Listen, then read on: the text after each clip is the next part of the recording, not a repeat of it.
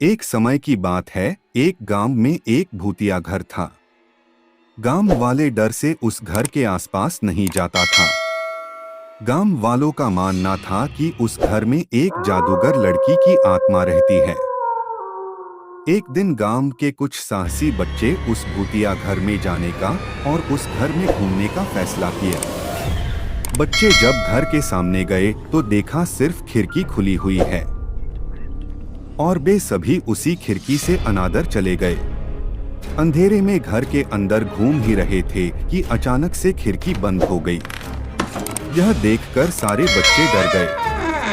अचानक से वह लड़की की भूत बच्चों के सामने आई और जोर जोर से हंसने लगी।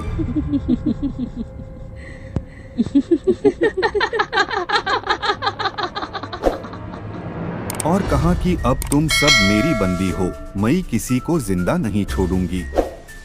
बच्चों को डर के मारे कुछ समझ नहीं आ रहा था, लेकिन फिर भी वे हिम्मत नहीं हारे और सब एक साथ मिलकर बाहर निकलने का रास्ता ढूंढने लगे। ढूंढते ढूंढते एक बच्चे को एक पुरानी किताब मिला जो कि एक जादुई किताब था और उस किताब में एक जादुई मंत्र लिखा था जिसके उच्चारण करने से वह भूत घर से दूर भाग सकती थी। बच्चों ने मिलकर उस मंत्र को पढ़ना शुरू किया। अचानक से एक रोशनी घर के अंदर आई और उस भूत को साथ ले गई।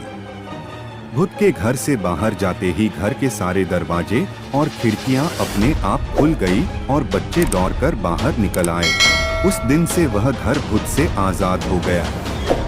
गांव वालों ने सारे बच्चों के साहस की तारीफ की और सबको इनाम भी दिया।